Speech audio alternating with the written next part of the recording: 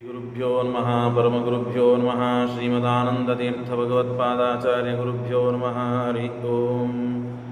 ನಾರಾಯಣಾಯ ಪರಿಪೂರ್ಣಗುಣಾರ್ಣವಾಯ ವಿಶ್ವೋದಯಸ್ಥಿತಿಲಯೋನ್ಯತಿಪ್ರದಾಯ ಜ್ಞಾನಪ್ರದಾಯ ವಿಬುಧಾಸುರಸೌಖ್ಯದುಃಖಸತ್ಕಾರಣಾಯ ವಿತತಾಯ ನಮೋ ನಮಸ್ತೆ. ಧರ್ಮವಿಜ್ಞಾನವೈರಾಗ್ಯಪರಮೇಶ್ವರ್ಯಶಾಲಿನಃ ಆನಂದತೀರ್ಥಭಗವತ್ಪಾದಾನ್ ವಂದೇ ನಿರಂತರಂ.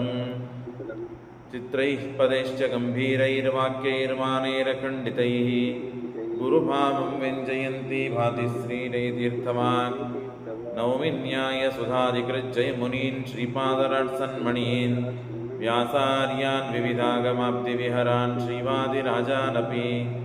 ವಂದೇ ಹಂಸವರಾನ್ ರಘುತ್ತಮಗುರುನ್ ವೈದದ್ಯವಾರಾನಿಧೀನ್ ಶ್ರೀಸತ್ಯವ್ರತರಾಘವೇಂದ್ರಮುನಿಪಾನ್ ಸದ್ಬೋಧಸತ್ಯಾನಪಾನ್. ವಿದ್ಯಾಯಾಂ ವಿಬುಧಾಚಾರ್ಯಂ ವೇದಜ್ಞಾನಾಬ್ಧಿಚಂದಿರಂ ದುರ್ಮತಧ್ವಾಂತಮಾರ್ತಂಡಂ ಸತ್ಯಧ್ಯಾನಮುನಿಂ ಭಜೆ. ಸತ್ಯಾಭಿಜ್ಞಕರಾಬ್ಜೋತ್ಥಾನ್ ಪಂಚಾಶದ್ವರ್ಷಪೂಜಕಾನ್ ಸತ್ಯಪ್ರಮೋದತೀರ್ಥಾರ್ಯಾನ್ ನೌಮಿ ನ್ಯಾಯಸುಧಾರತಾನ್. ಶಾಸ್ತ್ರೇಷು ಪಾರದಶ್ವಾನಂ ಶಾಸ್ತ್ರಜ್ಞೇಷು ಚ ವತ್ಸಲಂ ದೀನಭಕ್ತೋದ್ಧಾರಕರಂ ಸತ್ಯಾತ್ಮಾನಂ ಗುರುಂ ಭಜೆ. ವಿದ್ಯಾಪೀಠವಿದಾತಾರಂ ವಿದ್ಯಾವಾರಿಧಿಚಂದಿರಂ ವಿದ್ಯಾರ್ಥಿವತ್ಸಲಂ ವಂದೇ ಮಹಾಮಹಿಮಸದ್ಗುರುಂ. ಆಪಾದಮೂಲಿಪರ್ಯಂతం ಗುರುಣಾಂ ಆಕೃತಿಂ ಸ್ಮರೇತ್ ತೇನ ವಿಘ್ನಾಃ ಪ್ರಣಶ್ಯಂತಿ ಸಿದ್ಧ್ಯಂತಿ ಚ ಮನೋರಥಾಃ. ಶ್ರೀ ಗುರುಭ್ಯೋ ನಮಃ ಹರಿ ಓಂ. 12ನೇ ಅಧ್ಯಾಯ, ಮೊದಲನೆಯ ಶ್ಲೋಕ. ಬಭೂವ ಗಂಧರ್ವ ಮುನಿಸ್ತು ದೇವಕಃ ಸ ಆಸಸೇವಾರ್ಥಮತಾದ್ಭುತಾದ್ಧರೇಃ ಸ ಉಗ್ರಸೇನಾವರರಸ್ತಥೈವ ನಾಮಾಸ್ಯ ತಸ್ಮಾದನಿಸ್ಮ ದೇವಕೀ. ದೇವತೆಗಳು ಕ್ಷೀರಸಾಗರದಲ್ಲಿದ್ದ ಭಗವಂತನನ್ನು ಪ್ರಾರ್ಥನೆಗಾಗಿ ಹೋಗಿ ಪ್ರಾರ್ಥನೆ ಮಾಡಿ, ಭೂಮಿ ಮೇಲೆ ನೀನು ಕೃಷ್ಣನಾಗಿ ಅವತಾರ ಮಾಡಬೇಕು, ವಸುದೇವ ದೇವಕಿಯಲ್ಲಿ ಹುಟ್ಟು ಬರಬೇಕು, ಅವತಾರ ಮಾಡಬೇಕು, ಮತ್ತು ಅವತಾರ ಮಾಡಿದ ಕೂಡಲೇ ವ್ರಜಕ್ಕೆ ಹೋಗಿ ಅಲ್ಲಿ ನಂದ ಮತ್ತು ಯಶೋದೆ ಅಂತ ಇರ್ತಾರೆ. ಅವರು ಹಿಂದೆ ಮತ್ತೆ ದ್ರೋಣ ಎಂಬ ವಸು ಮತ್ತು ಧರಾ ಎಂಬ ಸ್ತ್ರೀ ಅವರಿಬ್ಬರೂ ಕೂಡ ತಪಸ್ಸು ಮಾಡಿ ವರ ಕೇಳಿ ಬಾಲ್ಯಲೀಲೆಗಳನ್ನು ನೋಡಬೇಕು ಅಂತ ಅಪೇಕ್ಷಾಪಟ್ಟವರು ದ್ರೋಣನಾಮ ವಸು ಮತ್ತು ಧರಾದೇವಿ. ದೇವರು ನನ್ನಲ್ಲಿ ಹುಟ್ಟಬೇಕು ಅಂತ ಹೇಳಿ ತಪಸ್ಸು ಮಾಡಿ ವರ ಪಡೆದವರು ಅದಿತಿ ಮತ್ತು ಕಶ್ಯಪರು. ಮತ್ತು ಅಷ್ಟೇ ಅಲ್ಲದೇನೆ ಅವರಿಗೆ ನನ್ನ ಶಾಪನೂ ಇದೆ, ಭೂಮಿ ಮೇಲೆ ಹುಟ್ಟಬೇಕು ಅಂತ ಹೇಳಿ. ಯಾಕೆ? ತನ್ನ ಮಗನಾದ ವರುಣನಿಗೆ ನಾನು ನನ್ನ ಮೊಮ್ಮಗನಾದ ವರುಣನಿಗೆ ಬ್ರಹ್ಮದೇವರು ಹೇಳ್ತಾ ಇದ್ದಾರೆ, ಆಕಳುಗಳನ್ನು ದಾನವಾಗಿ ಕೊಟ್ಟಿದ್ದೆ. ತನ್ನ ಮಗನ ಕಡೆಯಿಂದಲೇ ಕಶ್ಯಪರು ಅಪಹಾರ ಮಾಡಿಬಿಟ್ರು. ಅತ್ಯಂತ ಗರ್ವದಿಂದ ಅಪಹಾರ ಮಾಡಿದರು. ಅಲ್ಲಿ ಅದಿತಿ ದೇವಿಯ ಪ್ರಚೋದನೆ ಇತ್ತು. ಹಾಗಾಗಿ ನಾನು ಆ ವರ್ಣನ ಮಾತನ್ನು ಕೇಳಿ ಅವರಿಬ್ಬರಿಗೂ ಶಾಪನೂ ಕೊಟ್ಟಿದ್ದೇನೆ. ಅವರು ಭೂಮಿ ಮೇಲೆ ಹುಟ್ಟಿದ ಕೂಡಲೇ ತಪಸ್ಸು ಮಾಡಿ ನನ್ನ ಮಗನಾಗಿ ದೇವರು ಹುಟ್ಟಬೇಕು ಅಂತ ನನ್ನನ್ನು ಕುರಿತು ತಪಸ್ಸು ಮಾಡಿದ್ದಕ್ಕೆ ಆಗಲಿ ಅಂತ ಹೇಳಿದ್ದೇನೆ. ಹಾಗಾಗಿ ಇಬ್ಬರನ್ನೂ ಮೇಂಟೈನ್ ಮಾಡಲಿಕ್ಕೆ ಮತ್ತು ಅಸುರರನ್ನು ನಾಶ ಮಾಡೋದಕ್ಕಾಗಿ ಮತ್ತು ಅಸುರರಿಗೆ ತಮ್ಮ ತಮ್ಮ ಯೋಗ್ಯತಾ ಏನಿದೆ ತಮ್ಮ ತಮ್ಮ ಯೋಗ್ಯವಾದ ಸ್ಥಳಕ್ಕೆ ಕಳಿಸುವುದಕ್ಕಾಗಿಯೂ ನಾನು ಇನ್ನೇ ಎಲ್ಲ ಹೇಳಿದ್ದೇನೆ. ಯಾರು ಕೇಳಿರಿ ಅವ್ರನ್ನೆಲ್ಲ ಲಿಂಕ್ ಹತ್ತದ, ಇಲ್ಲಾಂದರೆ ನಿನ್ನೆ ಪಾಠ ಕೇಳಬೇಕಾಗ್ತದೆ. ಅವರೆಲ್ಲ ಭೂಮಿ ಮೇಲೆ ಹುಟ್ಟಿ ಬರ್ತಾರೆ. ಅವರಿಗೆ ಯೋಗ್ಯವಾದ ಸ್ಥಳಕ್ಕೆ ಪರಮಾತ್ಮ ಕಳಿಸಬೇಕಾಗಿದೆ. ಈ ಕಾರಣಕ್ಕಾಗಿಯೂ ಪರಮಾತ್ಮ ಭೂಮಿ ಮೇಲೆ ಅವತಾರ ಮಾಡಬೇಕು ಅಂತ ಬ್ರಹ್ಮದೇವರು ದೇವರನ್ನು ಕುರಿತು ಪ್ರಾರ್ಥನೆ ಮಾಡಿದರು. ಎಲ್ಲ ದೇವತೆಗಳು ಹೋಗಿದ್ದರು, ಆದರೆ ದೇವರಿಗೆ ನೇರವಾಗಿ ಮಾತನಾಡುವ ಯೋಗ್ಯತೆ ಇದ್ದವರು ಬ್ರಹ್ಮದೇವರು ಮಾತ್ರ. ಹಾಗಾಗಿ ಅವರು ಮಾತನಾಡಿದ್ದಾರೆ. ಇಷ್ಟು ಕಥೆ ಆಗಿದೆ. ಆಗ ಗಂಧರ್ವ ದೇವಕ ಬಭುವ ಗಂಧರ್ವ ಮುನಿಸ್ತು ದೇವಕಃ. ದೇವಕ ಎಂಬ ಗಂಧರ್ವ ತಾನು ಪರಮಾತ್ಮನ ಸೇವೆ ಮಾಡುವುದಕ್ಕಾಗಿ ಆಹುಕ ಅಂತನ್ನುವ ರಾಜನ ಮಗನಾಗಿ ತಳಗೆ ಭೂಮಿ ಮೇಲೆ ಹುಟ್ಟಿದ್ದಾನೆ. ಅವರ ಅಣ್ಣ ಯ ಉಗ್ರಸೇನ ವರದಸ್ತಥೈವ ನಾಮಾಸ್ಯ ತಸ್ಮಾತ್. ಅವನ ಹೆಸರನೇ ದೇವಕ ಎಂಬ ಗಂಧರ್ವನೇ ಇದ್ದ. ಭೂಮಿ ಮೇಲೂ ಅವನಿಗೆ ಅವತಾರ ಮಾಡಿದಾಗ ದೇವಕ ಅಂತ ಹೆಸರಿತ್ತು. ಅವನ ತಂಗಿ ಅವನ ಮಗಳು ದೇವಕಿ. ಅಂದರೆ ಏನಾಯಿತು? ಆಹುಕನ ಮಕ್ಕಳು ಇಬ್ಬರು ಉಗ್ರಸೇನ, ಅನಂತರದಲ್ಲಿ ದೇವಕ. ಉಗ್ರಸೇನ ದೊಡ್ಡವನು. ನಿಧಾನವಾಗಿ ಕೇಳಬೇಕು, ಗಡಿಬಿಡಿ ಮಾಡಿಕೊಳ್ಳೋದಂತಿಲ್ಲ. ನಿಧಾನವಾಗಿ ಕೇಳಿದರೆ ಶ್ರೀಮದಾಚಾರ್ಯರು ಕೊಟ್ಟ ನಿರ್ಣಯ. ಮತ್ತೆ ಕಥಾ ಶುರುವಾಗಿದೆ, ನಿರ್ಣಯ ಶುರುವಾಗಿದೆ. ಎಲ್ಲರ ಅವತಾರ ಕೃಷ್ಣ ಪರಮಾತ್ಮನ ಅವತಾರ. ಬಹಳ ಗದ್ದಲ ಮಾಡಿಕೊಳ್ಳುವೊಳಗೆ ತಾತ್ಪರ್ಯ ಇಲ್ಲ. ನಿಧಾನವಾಗಿ ಕೇಳಿ ಪ್ರಮೇಯವನ್ನು ತಿಳಿದುಕೊಳ್ಬೇಕು. ಮುಂದೆ ಎಲ್ಲದಕ್ಕೂ ಒಂದೊಂದು ಲಿಂಕ್ ಇದೆ. ಒಂದ್ಯಾವುದಾದ್ರು ಸರಿಯಾಗಿ ನಾವು ಅರ್ಥ ಮಾಡಿಕೊಳ್ಳಿಲ್ಲ ಅಂದರೆ ಮುಂದೆ ಏನೂ ಸಿಗೋದಿಲ್ಲ, ಎಲ್ಲ ಅಬದ್ಧ ಅರ್ಥವಾಗ್ತದೆ. ನಿಧಾನವಾಗಿ ಕೇಳಬೇಕು. ಮತ್ತೆ ಅದನ್ನೇ ನಾನು ರಿಪೀಟ್ ಮಾಡ್ತೇನೆ 2 ಬಾರಿ, ಲಕ್ಷ್ಯ ಕೊಟ್ಟು ಕೇಳ್ರಿ. ಅವರು ಉಗ್ರಸೇನ ಅಂತನವನು ಹಿರಿಯ, ಆಹುಕನ ಮಗ. ಆಹುಕನ ಮತ್ತೊಬ್ಬ ಮಗ ಯಾರು? ದೇವಕ. ಹಾಗಾಗಿ ಅವರು ಪರಮಾತ್ಮನ ಸೇವೆ ಮಾಡೋದಕ್ಕಾಗಿ ಭೂಮಿ ಮೇಲೆ ಅವತಾರ ಮಾಡಿದರು. ಸ ಉಗ್ರಸೇನ ಅವರಜಃ ತಥೈವ ನಾಮ ಅಸ್ಯ ಅಜನಿ ತಸ್ಮಾತ್ ಅಜನಿ ಸ್ಮ ದೇವಕಿ. ಆ ದೇವಕನಲ್ಲಿ ಹುಟ್ಟಿದವಳೇ ದೇವಕಿ.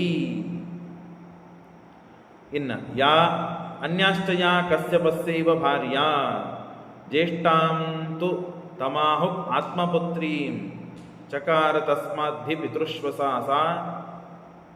ಸಾ ಸ್ವಸಾ ಚ ಕಂಸಸ್ಯ ಬಭೂವ ದೇವಕಿ. ನಿಧಾನವಾಗಿ ಕೇಳಬೇಕು. ಈಗ ಆ ದೇವಕನ ಮಗಳಾದಂತಹ ದೇವಕಿಯನ್ನ ವಸುದೇವ ತಾನು ಮದುವೆ ಮಾಡಿಕೊಳ್ತಾನೆ. ಆ ದೇವಕಿ ಯಾರು ಅಂದರೆ ಕಶ್ಯಪರ ಪೂರ್ವದಲ್ಲಿ ಹೆಂಡತಿನೇ ಆಗಿರ್ತಾಳೆ. ಅವಳು ದೇವಕಿ ಆಗಿದ್ದಾಳೆ, ಮದುವೆ ಮಾಡಿಕೊಂಡ್ರು. ಅಷ್ಟೇ ಅಲ್ಲದೇನೆ ಅವರ ತಂಗಿಯಂದ್ರನ್ನೂ ಎಲ್ಲರನ್ನೂ ಕೂಡ ಅನ್ಯಾಶ್ಚಯ ಕಶ್ಯಪಸ್ಯೈವ ಭಾರ್ಯ ಜ್ಯೇಷ್ಠ. ಮತ್ತಷ್ಟೇ ಅಲ್ಲದೇನೆ ಇನ್ನು ಉಳಿದವರು ಕೂಡ ಕಶ್ಯಪರ ಹೆಂಡಂದರಿದ್ದಾರೆ. ಅನ್ಯಾಶ್ಚಯ ಕಶ್ಯಪಸ್ಯೈವ ಭಾರ್ಯ ಜ್ಯೇಷ್ಠಾಂ ತಮಾಹುಕ್ ಆತ್ಮಪುತ್ರೀಂ ಚಕಾರ ತಸ್ಮಾದ್ಧಿ ಪಿತೃಶ್ವಸಾ ಸಸಾರ ಕಂಸಸ್ಯ ಬಭೂವ ದೇವಕಿ. ಆಗ ಆ ಕಶ್ಯಪರ ಬೇರೆ ಪತ್ನಿಯರಿದ್ದಾರೆ. ದೇವಕನಿಂದ ಹುಟ್ಟಿದ ಅವರಲ್ಲಿ ಹಿರಿಯಳಾದವರು ಯಾರು? ದೇವಕಿ. ಆ ದೇವಕಿಯನ್ನ ಮೊದಲೇ ಒಪ್ಪಂದ ಆಗಿರ್ತದೆ, ನನಗೆ ಮಕ್ಕಳಿಲ್ಲ, ಹಾಗಾಗಿ ನಿನ್ನಲ್ಲಿ ಹುಟ್ಟಿದಂತಹ ಯಾರು ಮಕ್ಕಳಿದ್ದಾರೋ ಅವರಿಗೆ ನೀನು ನನಗೆ ದತ್ತಕ್ಕೆ ಕೊಡಬೇಕು. ಪುತ್ರಿಕಾ ಪುತ್ರ ಧರ್ಮ ಅಂತ ಕರೀತಾರೆ. ಹಿಂದೂ ನೀವು ಅನೇಕ ಬಾರಿ ಕೇಳಿದ್ದೀರಿ. ಹಾಗಾಗಿ ದೇವಕನ ತಂದೆ ಆಹುಕ. ಆ ಆಹುಕನಿಗೆ ತಾನು ತನ್ನ ಮಗಳಾದ ದೇವಕಿಯನ್ನ ದತ್ತಕ್ಕೆ ಕೊಡ್ತಾನೆ. ಹಾಗಾಗಿ ಇವರಲ್ಲೇನೆ ಉಗ್ರಸೇನರಲ್ಲಿ ಹುಟ್ಟುತ್ತಾನೆ ಯಾರು? ಕಂಸ. ಹಾಗಾಗಿ ಕಂಸ ತಾನು ಕೃಷ್ಣನಿಗೆ ಈ ಕಂಸ ಸೋದರ ಮಾವನೂ ಆಗ್ತಾನೆ ಮತ್ತು ತಂಗಿನೂ ಆಗ್ತಾಳೆ. ಯಾರು? ದೇವಕಿ. ಯಾಕೆ? ಆಹುಕನಿಗೆ ದತ್ತಕ್ಕೆ ಹೋಗಿದ್ದಾಳೆ, ದೇವಕನ ಮಗಳಾಗಿದ್ದಾಳೆ. ಉಗ್ರಸೇನನ ಮಗ ಕಂಸ. ಹಾಗಾಗಿ ಉಗ್ರಸೇನನ ಮಗನಾದದ್ದರಿಂದ ಕಂಸ ದೇವಕನ ಮಗಳಾದ ದೇವಕಿಗೇನಾದ? ಅಣ್ಣಾದ. ಆದರೆ ಆಹುಕನಿಗೆ ದತ್ತಕ್ಕೆ ಹೋದದ್ದರಿಂದ ತಂದೆಯ ತಂಗಿಯಾದ್ಲು. ಹಾಗಾಗಿ ಸೋದರತ್ತೆ. ಎರಡೂ ಕಾರಣವಾಯಿತು. ಸೋದರತ್ತೇನೂ ಆಗ್ತಾಳೆ ಕಂಸನಿಗೆ ದೇವಕಿ. ಯಾವ ಕಾರಣದಿಂದ? ದತ್ತಕ್ಕೆ ಹೋದದ್ದರಿಂದ. ಇನ್ನು ದೇವಕನ ಮಗಳಾದದ್ದರಿಂದ ಉಗ್ರಸೇನನ ಮಗನಾಗಿದ್ದಾನೆ ಕಂಸ. ಹಾಗಾಗಿ ತಂಗಿನೂ ಆದಳು. ಎರಡು ಕಾರಣದಿಂದ. ಸೋದರತ್ತಿ ಹೇಗಾದ್ಲು, ತಂಗಿ ಹೇಗಾದ್ಲು ಅಂತ ಗದ್ದಲಾಗ್ತದೆ. ಪುತ್ರಿಕಾ ಪುತ್ರ ಧರ್ಮದಿಂದ ನಿನ್ನಲ್ಲಿ ಹುಟ್ಟಿದಂತಹ ಆಹುಕನಿಗೆ, ನಿನ್ನಲ್ಲಿ ಹುಟ್ಟಿದಂತಹ ಯಾರು ಆಹುಕ ಹೆಡುತ್ತಾ, ನಿನ್ನಲ್ಲಿ ಯಾರು ಹುಡ್ತಾರ ಅವರು ನನಗೆ ದತ್ತಕ್ಕೆ ಕೊಡಬೇಕು. ಹಾಗಾಗಿ ದೇವಕಿಯನ್ನು ತಾನು ದತ್ತಕ್ಕೆ ಪಡೆದ. ಹಾಗಾಗಿ ಕಂಸನಿಗೆ ಸೋದರತ್ತೆ ಅಂದರೆ ಉಗ್ರಸೇನ ದತ್ತಕ್ಕೆ ಪಡೆದ, ಅಂದರೆ ತಮ್ಮನ ಮಗಳನ್ನೇ ತಾನು ದತ್ತಕ್ಕೆ ಪಡೆದ. ಹಾಗಾಗಿ ತಂದೆ ಉಗ್ರಸೇನ ಕಂಸನಿಗೆ ತಂದೆಯ ತಂಗಿ ಆದ್ಲು. ಹಾಗಾಗಿ ಸೋದರತ್ತೇನೂ ಆಗ್ತಾಳೆ. ಹಾಗಾಗಿ ಸೋದರತ್ತೇನೂ ಸರಿ, ತಂಗಿನೂ ಸರಿ. ಯಾರು? ದೇವಕಿ. ಯಾರಿಗೆ? ಕಂಸನಿಗೆ. ಹಾಗಾಗಿ ಅನ್ಯಾಶ್ಚಯ ಕಶ್ಯಪಸ್ಯೈವ ಭಾರ್ಯ ಜ್ಯೇಷ್ಠಾಂತು ತಮಾಹುಕಃ ಆತ್ಮಪುತ್ರೀಂ ಆತ್ಮಪುತ್ರೀಂ ಚಕಾರ ತಸ್ಮಾಧಿ. ಹಾಗಾಗಿ ಆಹುಕನ ಮಗಳಾದಲು. ಪಿತೃಶ್ವಸ, ಆದ್ದರಿಂದ ಪಿತೃಶ್ವಸ. ಸಾ ಸ್ವಸ, ತಂಗಿನೂ ಆದ್ಲು, ಪಿತೃಶ್ವಸಾನೂ ಆದರು. ಪಿತೃಶ್ವಸ ಆದದ್ದರಿಂದಾಗಿ ಸೋದರತ್ತೆ, ಶ್ವಸ ಆದದ್ದರಿಂದಾಗಿ ತಂಗಿ. ಎರಡನ್ನೂ ನಿರ್ಣಯ ಕೊಡ್ತಾರೆ ಶ್ರೀಮದಾಚಾರ್ಯರು. ಕಂಸಸ್ಯ ಬಭೂವ ದೇವಕಿ. ದೇವಕಿ ಈ ಕಾರಣದಿಂದ ಎರಡೂ ಆದ್ಲು. ಗೊತ್ತಾಯ್ತಲ್ಲ, ಕಂಸನಿಗೆ ದೇವಕಿಗೆ ಏನು ಸಂಬಂಧ? ತಂಗಿ ದತ್ತಕ್ಕೆ ಹೋಗಕ್ಕಿಂತ ಮುಂಚೆ ತಂಗಿ, ದತ್ತಕ್ಕೆ ಹೋದ ಮೇಲೆ ಸೋದರತ್ತೆ, ಪಿತೃಶ್ವಸ, ತಂದೆಯ ತಂಗಿ. ಇಷ್ಟು ಆಗಿದೆ. ಇನ್ನು ಸೇವಾದಿತಿರ್ ವಸುದೇವಸ್ಯ ದತ್ತ. ಆ ಅದಿತಿ ಅವಳೇ ದೇವಕಿ ಆಗಿದ್ದಾಳೆ. ಆ ಅದಿತಿಯನ್ನು ಹಿಂದಿನ ಜನ್ಮದಲ್ಲಿ ಮತ್ತು ಕಶ್ಯಪರ ಹೆಂಡತಿ, ಆ ಕಶ್ಯಪರು ಯಾರಾಗಿದ್ದಾರೆ? ಈಗ ವಸುದೇವನಾಗಿದ್ದಾನೆ. ಹಾಗಾಗಿ ಆ ವಸುದೇವನ ಹೆಂಡತಿಯಾದ ಪೂರ್ವಜನ್ಮದಲ್ಲಿ ಹೆಂಡತಿಯಾದವಳನ್ನು ಈಗ ದೇವಕಿಯಾಗಿದ್ದಾಳೆ. ಆ ದೇವಕಿಯನ್ನು ವಸುದೇವನಿಗೆ ಕೊಟ್ಟು ವಿವಾಹ ಮಾಡ್ತಾರೆ. ವಿವಾಹ ಮಾಡಿದ ಮೇಲೆ ಆ ಮಂಗಲ ರಥಯಾತ್ರ ಇರ್ತದಲ್ಲ, ಆ ಮಂಗಲ ರಥಯಾತ್ರವನ್ನು ನನ್ನ ತಂಗಿಯವಳು ಅವಳ ಮನೆತನ ನಾನು ಬಿಟ್ಟು ಬರ್ತೇನೆ, ರಥಯಾತ್ರದನ್ನು ಮಂಗಲ ರಥಯಾತ್ರೆಯನ್ನು ನಾನೇ ಮಾಡ್ತೇನೆ ಅಂತ ಖುದ್ದಾಗಿ ಕಂಸ ಬಂದ. ಈ ಕಥೆಯನ್ನು ಕೇಳಿರುತ್ತೇನೆ. ಖುದ್ದಾಗಿ ಕಂಸನೇ ರಥದಲ್ಲಿ ಕೂತು ಅವರನ್ನು ಬಿಡ್ಲಿಕ್ಕೆ ಬಂದಾಗ ಆಕಾಶವಾಣಿ ಆಯಿತು. ವಾಯುದೇವರು ಆಕಾಶದಲ್ಲಿ ನಿಂತು ಆಕಾಶವಾಣಿ ಮಾಡ್ತಾರೆ. ವಸುದೇವಸ್ಯ ದತ್ತ ತಸ್ಯ ರಥಂ ಮಾಂಗಲಿಕಂ ಸ ಏವ ಸಂಸ್ಥಾಪಯಾಮಾಸ ತದಾ ಹಿ ವಾಯು. ಆಗ ಸಂಸ್ಥಾಪಲ್ ಕೂತು ರಥ ಮುಂದೆ ಚಾಲಕ ಸಾರಥಿಯಾಗಿ ಬರ್ತಾನೆ ಕಂಸ. ಜಗಾದ ವಾಯುರ್ ವಾಕ್ಯಂ ಗಗನಸ್ಥಿತೋ ಮಂ. ಏ ಮೂರ್ಖ ಕಂಸ, ಏನು ಮಾಡ್ತಾ ಇದ್ದಿ? ನಿನ್ನ ತಂಗಿ ಮದುವೆ ಮಾಡಿಕೊಟ್ಟಿದ್ದೇನೆ, ಹಾಗಾಗಿ ರಥಯಾತ್ರ ಮಾಡಿ, ಮಂಗಲ ರಥಯಾತ್ರ ಮಾಡಿ ಅವಳ ಮನೆಯನ್ನು ತುಂಬಿಸಿ ಕೊಟ್ಟು ಬರ್ತೇನೆ ಅಂತ ಹೊರಟಿದ್ದಿ. ಹುಚ್ಚುತನ ಮಾಡ್ತಾ ಇದ್ದಿ. ಅವಳಲ್ಲಿ ಹುಟ್ಟುವ 8ನೇ ಗರ್ಭ ನಿನ್ನ ಮೃತ್ಯುಗೆ ಕಾರಣವಾಗ್ತದೆ ಅಂತ ಆಕಾಶವಾಣಿ ಆಗ್ಬಿಡ್ತು. ಎಷ್ಟು ಸ್ವಾರ್ಥ ಇರ್ತದೆ ದುಷ್ಟರಿಗೆ. 2ನೇ ಕ್ಷಣಕ್ಕೆ ತಾನು ಖಡ್ಗವನ್ನು ತೆಗೆದು ಅವನ ರುಂಡನೇ ಹಾರಿಸ್ಬೇಕಂತ ಹೊರಟ. ಈ ಆಕಾಶವಾಣಿ ಆಗಿದೆ, ಅದರ ಮೇಲೆ ವಿಶ್ವಾಸ ಇಡೋಣ. ಆಯಿತು, ನನ್ನ ತಂಗಿನೇ ಆಗಿದ್ದಾಳೆ, ತಂಗಿ ಮಗ ಅವನ್ಯಾಕೆ ಕೊಲ್ತಾನೆ? ಅಥವಾ ಮುಂದಾದಾಗ ನೋಡೋಣ, ಅಥವಾ ಏನಾದ್ರು ಪ್ರಾರ್ಥನೆ ಮಾಡಿ ಪಶ್ಚಾತ್ತಾಪ ಪ್ರಾಯಶ್ಚಿತ್ತ ಏನಾದರೂ ಮಾಡ್ಕೊಳ್ಳೋಣ. ಇವೆಲ್ಲ ಇಲ್ಲೇ ಇಲ್ಲ. ನಾನು ಬದುಕಬೇಕು, ನನ್ನನ್ನು ಕೊಲ್ಲೋರು ಸಾಯಬೇಕು. ಇಷ್ಟೇ ದುಷ್ಟರಿಗಿರುವಂತಹ ಸ್ವಾರ್ಥ. ಹಾಗಾಗಿ ತನ್ನ ತಂಗಿಯನ್ನೇ ಈಕೆ ಉಳಿದ್ರೆ ತಾನೇ ಇವಳಲ್ಲಿ 8ನೇ ಗರ್ಭ ಹುಟ್ಟುವುದು, ಬೇಡವೇ ಬೇಡ ಅಂತ ಹೇಳಿ ಅವಳನ್ನೇ ಕೊಲ್ಲಿಕ್ಕೆ ಹೋಗ್ತಾನೆ. ವಿನಾ ಅಪರಾಧಂ. ಇದೆಲ್ಲ ಯಾಕೆ ಮಾಡ್ತಾರೆ? ಬಹಳ ಸೂಕ್ಷ್ಮ ಇದೆ. ಕಟ್ಟಿಯವರು ದೇಶಪಾಂಡೆಯವರು ಬಹಳ ಸೂಕ್ಷ್ಮ ಇದೆ. ಏನು? ವಿನಾಪರಾಧಂ ನ ತಥೋ ಗರೀಯಸೋ ನಮಾತುಲೋ ವಧ್ಯತಾಮೀತಿ ವಿಷ್ಣೋ. ವಿಡಿಯೋ ಆನ್ ಮಾಡ್ರಿ.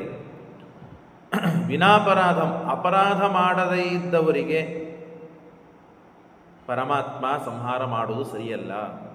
ಕಂಸ ಏನು ತಪ್ಪು ಮಾಡಿದ್ದಾನೆ ಅಂಥೇಳಿ ಕಂಸನನ್ನು ಪರಮಾತ್ಮ ಕೊಲ್ಲಬೇಕು. ಕಂಸ ಏನಾಗಬೇಕು? ಕೃಷ್ಣನಿಗೆ ಮಾಮ ಆಗಬೇಕಲ್ಲ, ಕಂಸ ಮಾಮ. ಹೌದಲ್ಲ? ಮಾಮ ಅವನು ನಮ್ಮ ಶಾಸ್ತ್ರದಲ್ಲಿ ಹಿರಿಯ ಅಣ್ಣ, ತಂದೆ ತಾಯಿಗಳು, ಮಾವ, ಹೆಣ್ಣು ಕೊಟ್ಟ ಮಾವ, ತಾಯಿಯ ಅಂದರೆ ಸೋದರ ಮಾವ, ಇವರೆಲ್ಲರೂ ಬಹಳ ದೊಡ್ಡ ಸ್ಥಾನ. ಅವರಿಗೆ ಏನು ಶಿಕ್ಷೆ ಕೊಡುವ ಅಧಿಕಾರ ಇಲ್ಲ ಮಕ್ಕಳಿಗೆ. ತಮ್ಮ ಇದ್ದಾನೆ, ಅಣ್ಣ ಇದ್ದಾನೆ, ಅಣ್ಣನಿಗೆ ತಂದೆಯ ಸಮಾನ ಗೌರವ ಕೊಡಬೇಕು ಅಂತಿದೆ ತಮ್ಮನಾದವನಿಗೆ. ಮಾವನಿಗೂ ಹಾಗೆ, ಸೋದರ ಮಾವನಿಗೂ ಹಾಗೆ. ಹಾಗಾಗಿ ತಂದಿ ಸ್ಥಾನದಲ್ಲಿ ಇದ್ದ ಕಂಸನಿಗೆ ಕೃಷ್ಣ ಹೇಗೆ ಕೊಂದ ಅಂತ ಕೃಷ್ಣನಿಗೆ ಅಪವಾದ ಬರುತ್ತದೆ. ಹಾಗಾಗಿ ಮೊದಲೇ ಎಲ್ಲ ಸಿದ್ಧತೆಯನ್ನು ಆ ಕಂಸನನ್ನು ಕಾಲನೇಮಿ, ಯಾರು ಕಂಸ ಯಾರು?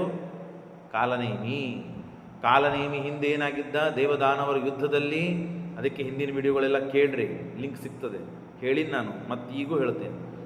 1000 ತಲೆಗಳು ಇದ್ದು ಕಾಲನೇಮಿಗೆ, 2,000 ಕೈಗಳಿದ್ದು ಪರಮಾತ್ಮ ಕತ್ತರಿಸಿ ಹಾಕಿ ಕೊಂದು ಹಾಕಿದ್ದಾನೆ. ವಾಯುದೇವರು ಸಮರ್ಥರಾಗಿದ್ದರು, ದೇವರ ಸಲುವಾಗಿ ದೇವರಿಗೆ ಕೀರ್ತಿ ಬರಲಿ ಅಂತ ಸುಮ್ಮನಾದರು. ವಿಪ್ರಚಿತ್ತಿಯನ್ನು ಸಂಹಾರ ಮಾಡಿದರು ವಾಯುದೇವರು. ಅವನೇ ಜರಾಸಂಧನಾಗಿ ಹುಟ್ಟಿ ಬಂದಿದ್ದಾನೆ. ಈಗ ಕಾಲನೇಮಿಯೇ ಕಂಸನಾಗಿದ್ದಾನೆ. ಆ ಕಂಸ ಕೃಷ್ಣ ಸಂಹಾರ ಮಾಡಬೇಕು ಅಂತಾದರೆ ಅವನಿಂದ ಏನಾದರೂ ಅಪರಾಧ ಆಗಬೇಕು. ತಾಯಿ ತಂದೆಗೆ ಕೊಲ್ಲಿಕ್ಕೆ ಹೋಗಿದ್ದಾನೆ. ಯದ್ಯಪಿ ಮಾವ ಅವನನ್ನು ಕೊಲ್ಲಬಾರದು, ಆದರೆ ತಾಯಿ ತಂದೆಗೆ ಕೊಲ್ಲಿಕ್ಕೆ ಬಂದಂತಹ ದುಷ್ಟನನ್ನು ಉಳಿಸುವುದು ದೊಡ್ಡ ಅಪರಾಧ ಆಗ್ತದೆ ಅಂತ ಹೇಳಿ ಕೃಷ್ಣ ಅವನನ್ನು ಕೊಂದ. ಅಷ್ಟೇ ಅಲ್ಲ, ಮುಂದೆ ತನ್ನ 6 ಜನ ಅಣ್ಣಂದರನ್ನು ಕೊಂದು ಹಾಕ್ತಾನೆ ಕಂಸ. ಆ ಕಾರಣದಿಂದಲೂ ಅವನನ್ನು ಕೊಂದು ಹಾಕ್ತಾನೆ. ಹಾಗಾಗಿ ಅಪರಾಧವಿಲ್ಲದೇನೆ ದೊಡ್ಡವರನ್ನು ಏನು ನಾವು ಅಳ್ಳಾಡಿಸುವಂತೆ ಇಲ್ಲ. ನೋಡ್ರಿ, ವಿನಾಪರಾಧಂ ನ ತಥೋ ಗರೀಯಸೋ ನ ಮಾತುಲೋ ವಧ್ಯತಾಮೀತಿ ವಿಷ್ಣು. ಅದಕ್ಕೆ ಆಕಾಶವಾಣಿ ಮಾಡಿ ಇಷ್ಟೆಲ್ಲ ಖಟಾಟೋಪ್ ಮಾಡುವ ಏನು ಕಾರಣ ಇತ್ತು? ಕಂಸನಿಗೆ ಕೊಲ್ಲಬೇಕು, ಕೃಷ್ಣ ಕೊಂದು ಬಿಡುತ್ತದ್ದ? ಅಷ್ಟೇ ಮಾತ್ರ ನಡೆಯುವುದಿಲ್ಲ. ಲೋಕಸ್ಯ ಧರ್ಮಾನ್ ಅನುವರ್ತಿತೋತಃ. ಕೃಷ್ಣ ಲೋಕದಲ್ಲಿ ಧರ್ಮವನ್ನು ರಕ್ಷಣೆ ಮಾಡುವ ದೇವತೆಯಾಗಿ ಬಂದಿದ್ದಾನೆ, ಧರ್ಮ ಪ್ರಚಾರಕನಾಗಿ ಬಂದಿದ್ದಾನೆ. ಧರ್ಮ ರಕ್ಷಣೆ ಮಾಡುವ, ಧರ್ಮ ಪ್ರಚಾರ ಮಾಡುವ, ಪ್ರಸಾರ ಮಾಡುವ ಕೆಲಸವನ್ನು, ಜವಾಬ್ದಾರಿಯನ್ನು ತೆಗೆದುಕೊಂಡ ಕೃಷ್ಣನೇ ಹೀಗೆ ದೊಡ್ಡವರಿಗೆ ಸಂಹಾರ ಮಾಡಿಬಿಟ್ಟ ಅಂತ ಆದರೆ ಅದು ಏನು ನೀತಿ ಕೊಟ್ಟಂತೆ ಆಗ್ತದೆ? ಏನು ಧರ್ಮ ಕೊಟ್ಟಂತೆ ಆಗ್ತದೆ? ಏನು ಧರ್ಮ ರಕ್ಷಣೆ ಮಾಡಿದಂತೆ ಆಗ್ತದೆ? ಹಾಗಾಗಿ ಲೋಕಸ್ಯ ಧರ್ಮಾನ್ ಅನುವರ್ತಿತೋತಃ ಪಿತೃ ವಿರೋಧಾರ್ಥಮುವಾಚ ವಾಯು. ಹಾಗೆ ತಂದೆ ತಾಯಿಗಳಿಗೆ ವಿರೋಧ ಮಾಡಬೇಕು ಅನ್ನೋ ಸಲುವಾಗಿ ವಾಯುದೇವರು ಪರಮಾತ್ಮನ ಮನಸ್ಸನ್ನು ತಿಳಿದು ವಾಯುದೇವರು ಆಕಾಶವಾಣಿ ಮಾಡ್ತಾರೆ. ಏನಂತ ಆಕಾಶವಾಣಿ ಮಾಡಿದರು? ಅಷ್ಟಮ ಗರ್ಭ ಮೃತ್ಯುಸ್ತವ ಅಸ್ಯಾ ಭವತ ಅಷ್ಟಮಸ್ಸುತೋ ಮೂಢೇತಿ ಚೋಕ್ತೋ ಜುಗೃಹೇ ಕೃಪಾಣಂ.